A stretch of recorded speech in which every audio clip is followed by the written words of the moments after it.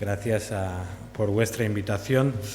Como Ricard ha dicho, es parte responsable de que pues yo ahora mismo esté como pastor en una iglesia, igual que la Escuela de Teología. Entonces, cuando algo vaya mal, que sepáis que te lo voy a enviar. Es decir, esto me lo enseñó Ricard y la escuela. Bueno, en primer lugar, dad muchos saludos de parte de la Iglesia de Vilanova. Hay un amor especial entre nosotros y me han transmitido estos saludos también de parte de mi familia. Como ha dicho Ricard, pues no hemos podido venir juntos porque esta noche ha sido un poco larga. La mediana pues ha estado tosiendo toda la noche y bueno, normalmente el predicador se tiene que preocupar de que la gente no se duerma en el culto. Yo me tengo que preocupar hoy de que yo no me duerma mientras estoy predicando, así que por favor, si ves que empiezo a cerrar los ojos, aplaudid o tocad el cable de la guitarra y me despierto. Muy bien. Hace tiempo llevaba un día a mis dos hijas, cuando solo teníamos dos, las llevaba en el coche y ellas iban sentadas detrás y eso era pues hace un año y pico cuando Marina empezaba a aprender a decir cosas. Y lo primero que aprenden los niños es a decir no. Entonces Marina, por lo que fuera, de repente empezó a decir no, no, no. Lo sorprendente es que Clara, que iba sentada al lado, por lo que sea, respondió sí. Y la otra, Marina, no. Clara, sí.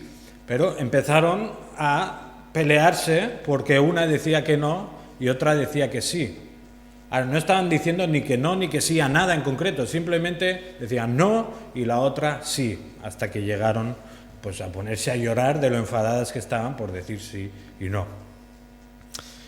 Y me pregunto, si dos hermanas que comparten un mismo hogar, que comparten material genético, que comparten una misma educación, una misma alimentación, un mismo lugar físico, si dos hermanas se pueden pelear por algo tan tonto y tan estúpido como decir sí y no, ¿qué esperanza tenemos como iglesia siendo de culturas tan diferentes, de clases sociales tan diferentes, de niveles de educación distintos, del Barça o del Madrid? O sea, ¿cómo en una iglesia podemos realmente tener unidad? ¿Dónde podemos encontrar una base para realmente tener unidad a pesar de nuestras diferencias? ¿Cómo podemos ser una iglesia saludable en medio de un mundo tan enfermo? Seguimos adelante con esta serie de Efesios que estáis viendo en esta iglesia, que estoy seguro que es muy interesante. De hecho, yo he escuchado algunos trozos de las semanas anteriores y estamos viendo algunas de las señales o marcas de lo que es una iglesia viva, una iglesia saludable. Estamos viendo, ¿no?, que una iglesia que está centrada en el Evangelio, pues es una iglesia viva y saludable. Y entonces hoy llegamos a la segunda parte del capítulo 2, que quizá pues no es tan famoso, ¿no?, como los primeros 10 versículos del capítulo 2, que además creo que lo cuadrasteis perfectamente para hacerlo la semana pasada, el fin de semana que conmemoramos la Reforma, así que felicidades. Somos salvos solo por gracia, solo por la fe, pero hay algo más, somos salvos solo por Cristo. Y estos 10 versículos que vienen a continuación, 10-11 versículos, como decía, no son tan famosos como las anteriores, pero lo que hacen es reforzar el mensaje de estos 10 versículos previos, incluso ampliarlo también. Y lo que vamos a ver en esta mañana es cómo el apóstol Pablo nos muestra, en primer lugar, que una iglesia saludable es una iglesia que recuerda de dónde viene. Versículos 11 y 12. En este caso los leo de la Biblia textual, lo digo por si no coincide con vuestra versión. Dice así: Por tanto, recordad que en un tiempo vosotros, los gentiles en la carne, los llamados incircuncisión por la llamada circuncisión, hecha a mano en la carne, estabais en aquel tiempo apartados de Cristo, excluidos de la ciudadanía de Israel y extraños a los pactos de la promesa, no teniendo esperanza y sin Dios en el mundo. Como ya hemos dicho, Pablo sigue reforzando el mensaje de los versículos anteriores, donde antes ha resumido de forma magistral que los creyentes hemos sido salvados por la fe y por la gracia de Dios y no por obras, ¿verdad? Además, esta fe es un regalo que Dios nos hace. Ahora, todo esto lo ha explicado primero empezando diciendo que en otro tiempo también nosotros estábamos muertos en delitos y pecados, ¿verdad? No teníamos ninguna esperanza. Y a partir de este versículo 11, Pablo vuelve a incidir en esta condición inicial. Pero esta vez se centra en un grupo concreto. Dice aquí que habla especialmente a los gentiles. Los gentiles. ¿Quiénes eran los gentiles? Las personas amables, ¿no? No. Los gentiles de aquella época, bueno, como sabéis, y me ha ido muy bien el estudio de esta mañana porque hemos visto cómo se inició el pueblo de Dios, ¿no? Cómo durante la historia se fue ampliando, pero, digamos, hasta los tiempos de Jesús, el pueblo de Dios estaba un poco limitado por las fronteras de Israel. Y en esa época, pues la cosmovisión de los judíos era que el mundo estaba dividido en dos clases de personas. ¿Os lo imagináis, no? Los judíos y los no judíos, los gentiles, los que no formaban parte del pueblo de Dios. Entonces, aquí Pablo,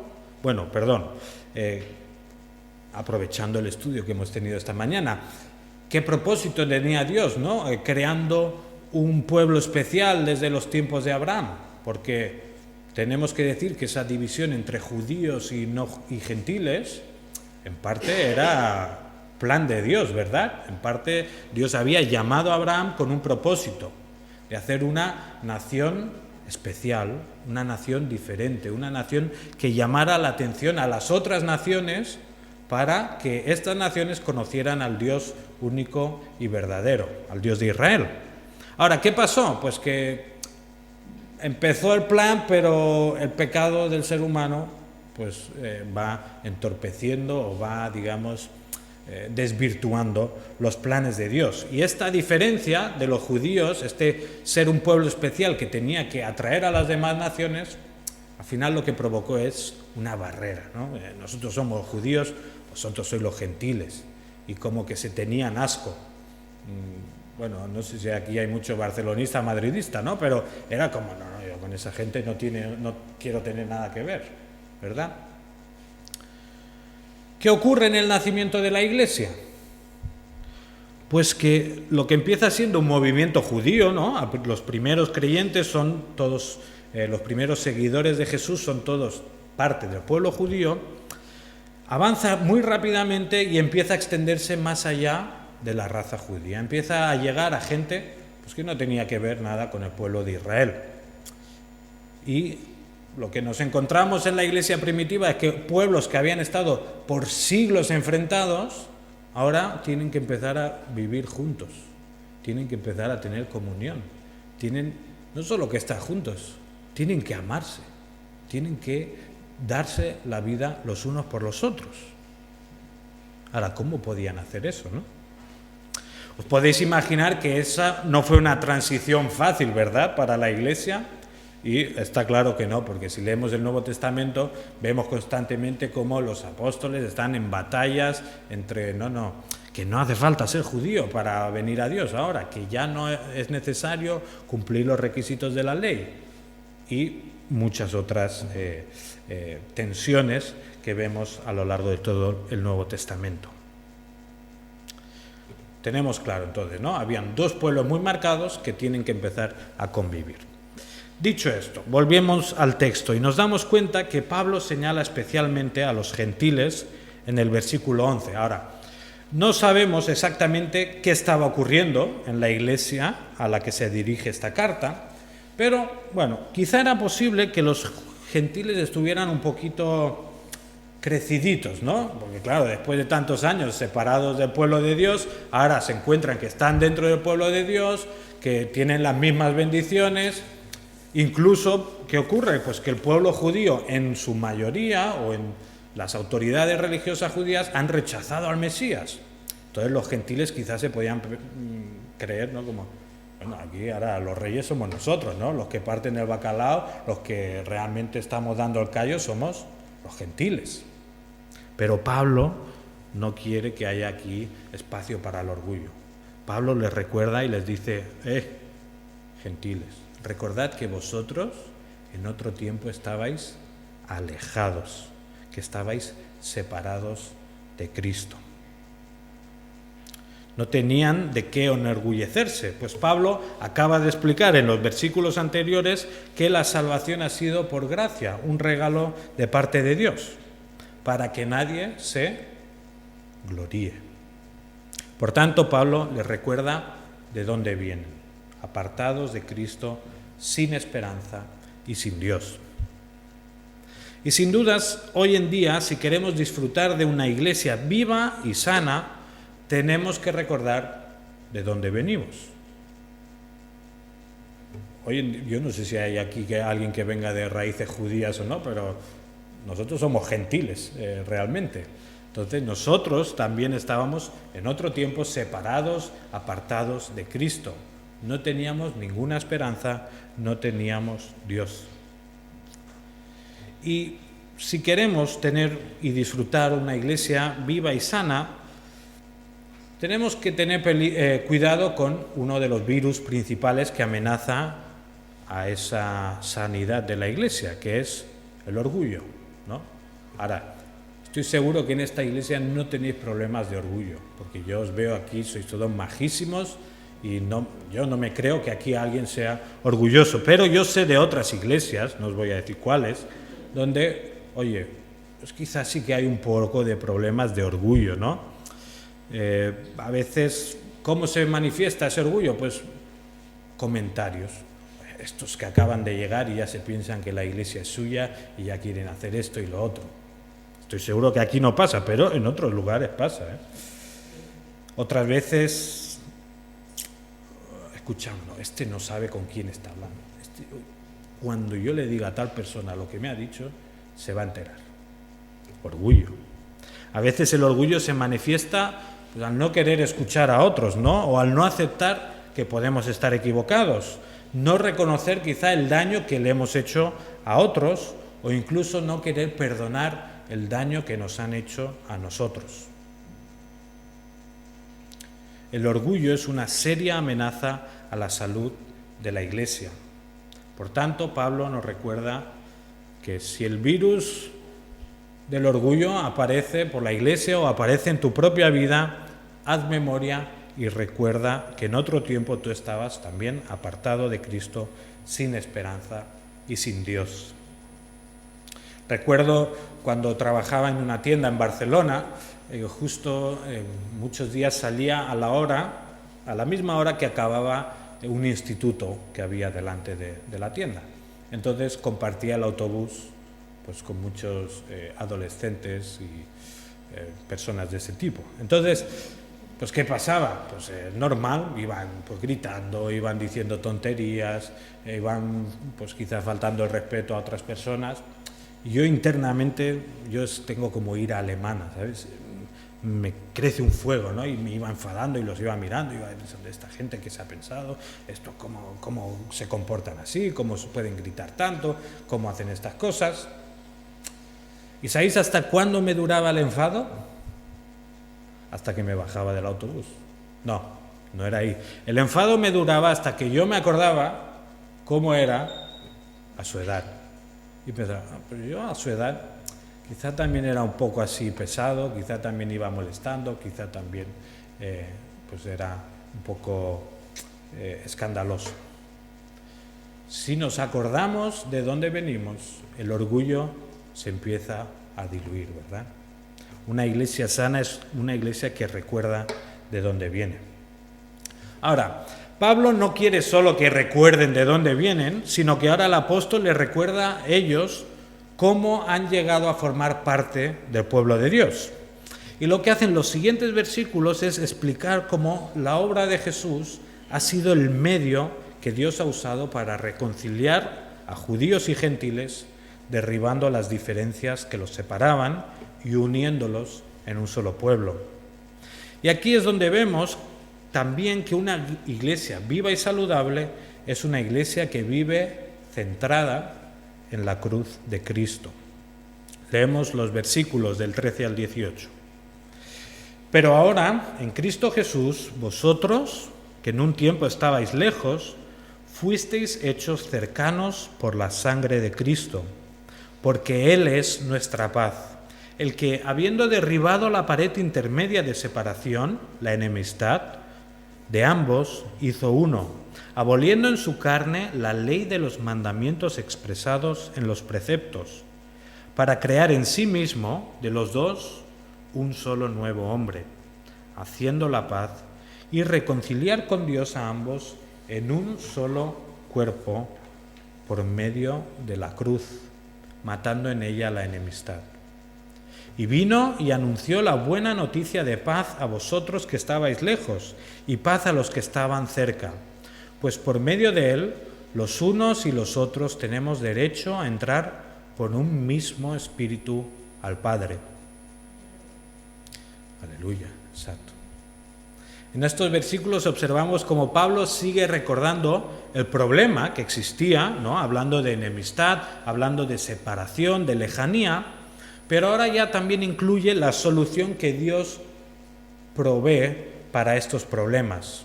El versículo 13 dice: los que estaban lejos han sido acercados por la sangre de Cristo. Versículo 14, Jesús ha derribado la pared que había entre estos dos pueblos, y más adelante dice, aboliendo en su carne la ley de los mandamientos. Más adelante, reconciliar con Dios a ambos en un solo cuerpo por medio de la cruz, matando en ella la enemistad. La solución que Dios ofrece a la lejanía, la enemistad y la separación es el sacrificio de su propio Hijo Jesús. La muerte del ser más valioso que existe. La muerte del propio Dios hecho hombre en una cruz. Ese era el precio que se había pagado por el pecado de la humanidad, y ese era el precio que se había pagado por la unidad de la Iglesia de Jesús. En esta sección también vemos cómo Pablo, de forma muy gráfica, describe y repite varias veces este proceso de unificación a través del sacrificio de Jesús. Versículo 14 dice, de ambos hizo uno. Versículo 15, para crear en sí mismo de los dos un solo nuevo hombre. Versículo 16, reconciliar con Dios a ambos en un solo cuerpo. Y versículo 18 dice, pues por medio de él los unos y los otros tenemos derecho a entrar por un mismo espíritu al Padre. No se va a caer nada, ¿verdad? Bueno, no pasa nada. Me dicen que tengo la cabeza muy dura, así que no os preocupéis. La obra de la cruz de Jesús tiene un efecto unificador, tanto a nivel horizontal como a nivel vertical, porque la cruz de Cristo nos reconcilia en primer lugar con Dios, con nuestro Padre. Nos permite ser uno con el Padre. La cruz de Cristo elimina el obstáculo que nos impide tener comunión con Dios, que es nuestro propio pecado. Pero no solo eso, sino que la cruz también nos reconcilia entre nosotros mismos. Nos permite ser un solo pueblo, a pesar de que haya diferencias, a pesar de que hayan problemas entre nosotros. Por tanto, una iglesia viva y saludable es una iglesia que vive centrada en la cruz de Cristo. Ahora, ¿qué provoca esa centralidad, ¿no? ¿Qué significa eso de que vivimos centrados en la cruz de Cristo? Pues bueno, en primer lugar, los miembros de una iglesia como la que decimos son personas que entienden el precio que se pagó por su salvación y por su unidad. Si yo le regalo a mi mujer un diamante carísimo, que no es el caso, pero supongo que se lo regalara, y luego pues ella se lo va olvidando por todos lados, me lo encuentro debajo del sofá, me lo encuentro en el cajón de los juguetes de los niños, me lo encuentro en el suelo del coche, pues ¿qué creéis que pensaría yo? Bueno, esta mujer no valora mucho, ¿no? El precio que he pagado por este diamante. Quizás sabe el valor, quizás le he dicho, oye, me ha costado tanto, pero el hecho de que no le dé importancia me da a mí a entender que ella no ha entendido el valor del regalo que le he hecho. Cuando nosotros entendemos el precio de nuestra salvación y de nuestra unidad, cuando entendemos que fue la muerte del Hijo de Dios, la muerte del propio Dios hecho hombre, el sacrificio de la segunda persona de la Trinidad, pues eso transforma nuestra vida y transforma nuestra forma de entenderlo todo, transforma la forma en que nos relacionamos los unos con los otros, ¿verdad? Una iglesia viva y saludable se junta en torno a la cruz de Cristo y se maravilla del precio que Dios pagó por su unidad. En segundo lugar, la centralidad de la cruz de Cristo nos recuerda que la verdadera unidad es posible. Cuando observamos nuestras diferencias culturales, económicas, sociales, educativas, cuando observamos que casi no tenemos nada que ver a veces los unos con los otros, pues quizá podemos llegar a pensar, bueno, unidad, a ver, podemos convivir, pero unidad tampoco, no sé, ¿no? Es una buena idea, es muy bonito, es un buen mensaje, pero a nivel práctico, unidad es complicada, ¿no? Estos versículos nos recuerdan que la cruz de Cristo realmente ha derribado cualquier obstáculo para que los hijos de Dios puedan tener comunión con Dios mismo y puedan tener comunión los unos con los otros. Una iglesia centrada en la cruz de Cristo sabe que su unidad es posible porque el mismo Jesús la ha hecho posible. Nuestro pecado, que es el principal culpable a la hora de que no haya o que no practiquemos esa unidad, ha sido completamente derrotado por Jesús. Y mediante el Espíritu de Dios que ahora vive en nosotros, podemos amarnos los unos a los otros y podemos disfrutar de la unidad que Dios ha querido para su iglesia. Ahora, ¿qué clase de unidad es esta? Venía ahora por las curvas del Garraf, me gusta ir por el coche porque tiene un bonito paisaje, lo que pasa es que no te puedes distraer mucho mirando el paisaje porque entonces te encontrarás otra cosa delante. Pero justo me han pillado dos motos delante, no sé si hay algún motorista en la sala. A ver, por ahí hay una, muy bien. He observado una costumbre que tienen los motoristas, que es la de, cuando se cruzan con uno que viene de frente, se saludan. Pero con, yo qué sé, 20, 30 motos, saludarse. Se cruzan, se saludan. No sé, bueno, yo entiendo, ¿no?, que el ser humano tiene esa necesidad de unidad, tiene esa necesidad de sentirse parte de un grupo, tiene esa necesidad de que otros le entiendan, ¿no? Pero pensando en los motoristas, digo, qué raro, ¿no? Porque estoy seguro que si esas mismas personas se encontraran en ese mismo sitio, en la misma hora, pero en vez de en moto fueran caminando, estoy seguro que no se saludaban, ¿verdad? Esa unidad que parece que tienen con el saludo es muy superficial realmente, porque si se conocieran de verdad, quizá en vez de saludarse así, se saludaban de otra manera, ¿no? ¿Es esa la unidad a la que nos llama el Señor? No. Nuestra unidad es mucho más profunda, es mucho más real, no es una unidad superficial, no es una unidad de hola, ¿qué tal? ¿Cómo estás?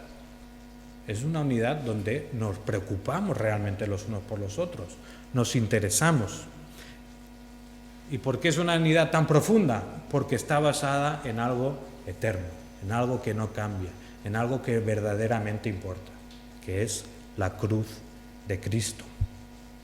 Así que te pregunto a ti en esta mañana, ¿estás contribuyendo a la salud de tu iglesia maravillándote en el precio que se ha pagado por tu salvación? Cuando surgen las diferencias con otros miembros de tu iglesia, estoy seguro que aquí no pasa, pero yo lo pongo por si a alguien le sirve.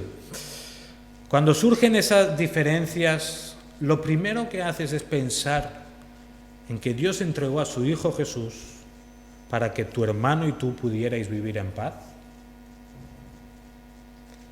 Si quieres disfrutar de una iglesia viva y saludable, lo primero que debes hacer es maravillarte de lo que Dios ha hecho para que formes parte de esa iglesia.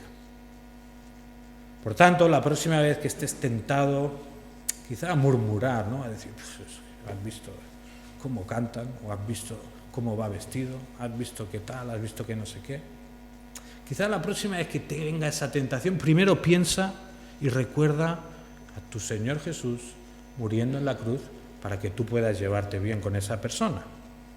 Cuando estés harto de que las cosas no se hacen como tú quieres en la iglesia y tengas ganas de cantarle las 40 al pastor o a los diáconos, a quien sea, recuerda a tu Señor muriendo en la cruz.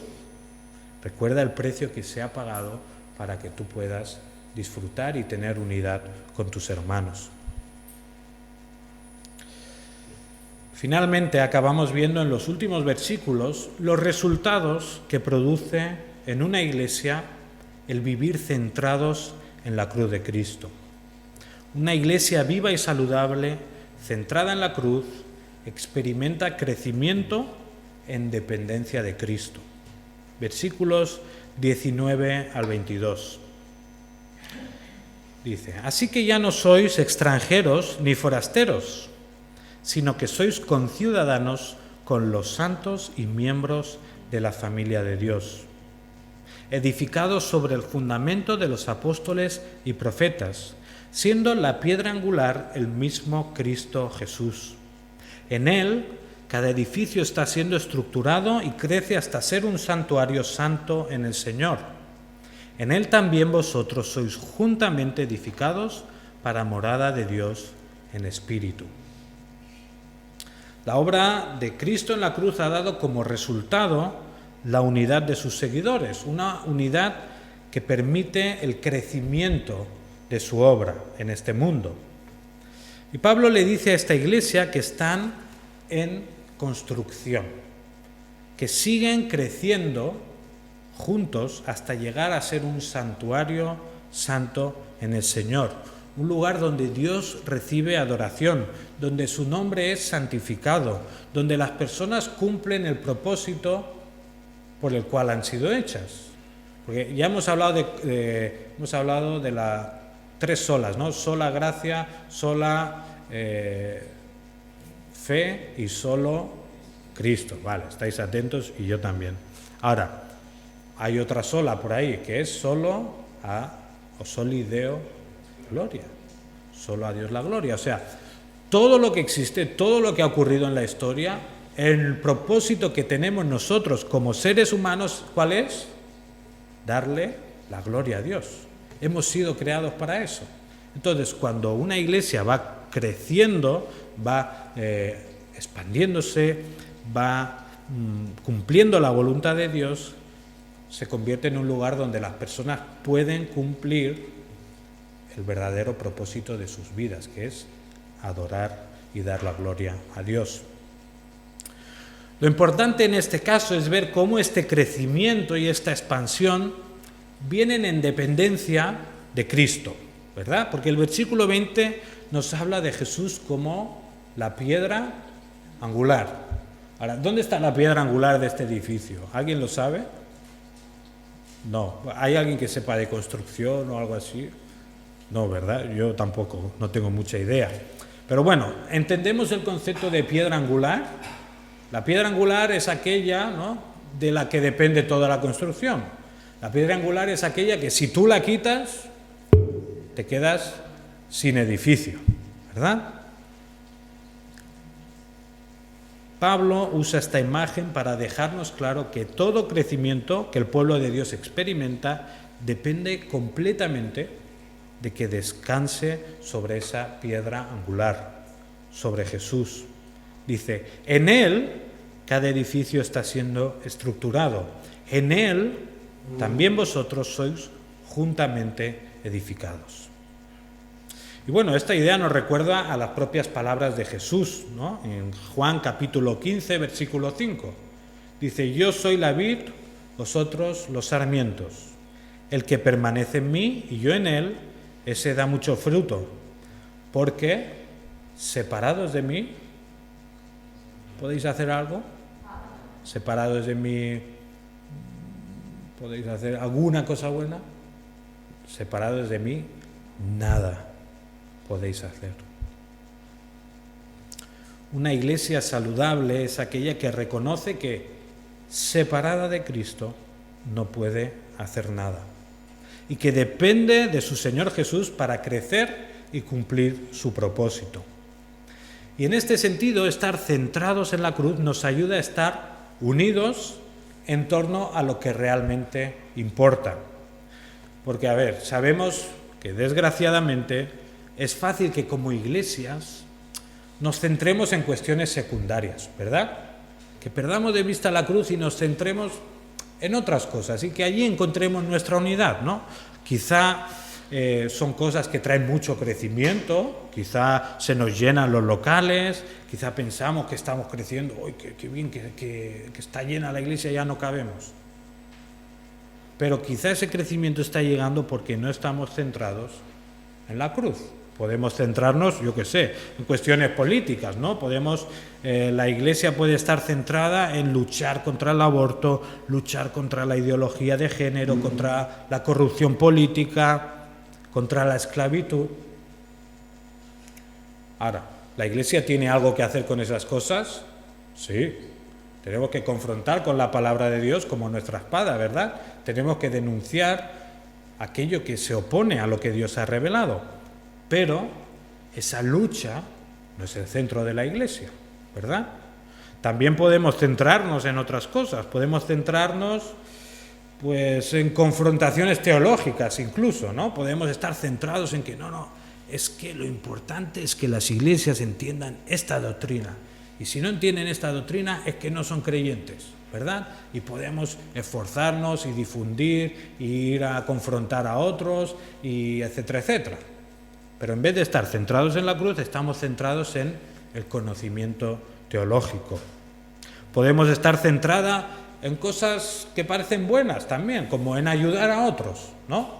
Podemos estar centrados en sacrificar de lo nuestro para bendecir a los que tienen menos. Estar centrados en dar buen testimonio, en que nuestra ciudad, nuestro pueblo, ¡oh, mira qué majos estos cristianos! Mira cómo se sacrifican para ayudar a estos y a otros. ¿Eso es malo? No, ¿verdad? Ahora, ¿cuándo se convierte en malo eso? Pues cuando se convierte en el centro de la iglesia, cuando ese querer ayudar a otros, querer ser pues casi como una ONG, pues hace que la cruz quede desplazada. La lista puede ser mucho más larga, ¿verdad? Podemos centrarnos en actividades, en entretenimiento, en ser relevantes, en ser atractivos para la sociedad. Pero cuando todo esto desplaza la cruz del centro, entonces la Iglesia enferma y fracasa a la hora de llevar a cabo su misión. Solo cuando la cruz es el centro de una Iglesia se puede experimentar un crecimiento verdadero, un crecimiento sólido, un crecimiento conforme a la voluntad de Dios. Y quizá ese crecimiento no es como a nosotros nos gustaría, ¿no? Porque quizá hoy nos encantaría tener que cambiar de local cada 5 años, ¿verdad? Porque es que se nos queda pequeño y seguimos creciendo y tenemos que buscar otro sitio. ¿A quién no le gustaría eso para su iglesia? Quizá nos gustaría ver, ¿no?, cómo las masas se vuelven hacia Jesús, experimentamos un avivamiento sin igual y vemos miles y miles de conversiones con resultados rápidos. Pero ese no es el crecimiento que Dios propone. El crecimiento en dependencia de Cristo muchas veces va a ser un crecimiento lento, un crecimiento paulatino, pero lo importante es que va a ser un crecimiento eterno, un crecimiento que vale la pena. Ahora, no te pido que te alegres porque haya sitios vacíos en la iglesia, no te pido que te alegres porque a veces seamos pocos, pero sí te pido que evalúes el crecimiento de tu iglesia en base a los criterios de Dios y no a los criterios humanos. Una iglesia que crece centrada en la cruz es una iglesia que crece en el conocimiento de Dios, que crece en obediencia a su palabra, que crece en madurez espiritual. Amén. Una iglesia sana es aquella que crece en dependencia de Cristo. Y lo bonito de esto es que cuando crecemos de esta manera, cumplimos con uno de los mayores privilegios que se nos ha concedido como iglesia, que es ser morada de Dios. Pablo acaba este párrafo recordándonos en el versículo 22 que en Cristo, en Él, también vosotros sois juntamente edificados para morada de Dios en espíritu. La unidad de la iglesia se acaba convirtiendo en el lugar donde Dios habita. Allí donde las personas de diferentes culturas, diferentes clases sociales, diferentes edades, generaciones, allí donde personas que tienen caracteres muy distintos conviven en unidad, allí el Señor tiene su morada. Allí Cristo edifica su iglesia. Y allí es, por tanto, el lugar también donde la gente que no tiene a Dios le puede conocer. La unidad de la iglesia, por decirlo de alguna manera, salva vidas. Y así lo expresó Jesús en sus últimas horas, ¿verdad? Juan capítulo 17, versículos 20 y 21. Mas no ruego solo por estos, sino también por los que han de creer en mí por la palabra de ellos, para que todos sean uno. Como tú, oh Padre, estás en mí y yo en ti, que también ellos estén en nosotros, para que el mundo crea que tú me enviaste. Hemos visto entonces que una iglesia saludable recuerda de dónde viene, vive centrada en la cruz de Cristo y crece en dependencia del Señor Jesús. Entonces, volviendo a la pregunta del principio, ¿cómo podemos personas tan diferentes, tan distintas, edades tan dispares, clases sociales tan separadas, cómo podemos tener unidad? ¿Dónde podemos hallar esa unidad? En la cruz de Cristo. Solo puede haber verdadera unidad cuando estamos centrados en la cruz de Cristo. Cuando nos centramos en la obra redentora de nuestro Señor Jesús, el cual se hizo como uno de nosotros, se humilló y se partió. Sufrió separación, sufrió lejanía de Dios para que tú y yo pudiéramos disfrutar de estar unidos. Una iglesia viva y saludable es aquella que vive a la luz de la centralidad de la cruz de Cristo. Padre, te damos las gracias, Señor, porque una vez más en tu palabra nos revelas cuál es tu plan, nos revelas lo que tú has hecho por nosotros, nos recuerdas lo perdidos que estábamos sin ti, nos recuerdas la gran salvación que nos has dado. Señor, te rogamos que nos ayudes a vivir en unidad, no una unidad como ofrece este mundo, Señor, no una unidad superficial, una unidad en cuestiones totalmente irrelevantes, sino que nos ofreces una unidad en lo más importante, Señor, en el sacrificio de tu Hijo Jesús por nosotros. Y Padre, te queremos pedir que nos ayudes a expresar esta unidad, Señor, de tal manera que el mundo también se pueda dar cuenta de que realmente tú enviaste a tu Hijo Jesús. Te rogamos y te pedimos que nos ayudes a ser ejemplos vivos como iglesias y también individualmente en nuestros contextos familiares, en nuestros trabajos, en todos los lugares. Señor, que nos ayudes a expresar esa unidad en Cristo que solo tú nos has dado. Te pido que bendigas a esta iglesia, Señor, que la cuides, que tú permitas que siga creciendo en dependencia de tu Hijo Jesús, Señor, y que nos ayudes a todos a cumplir con esa misión que nos has dado. Te lo pedimos en el nombre de Jesús. Amén.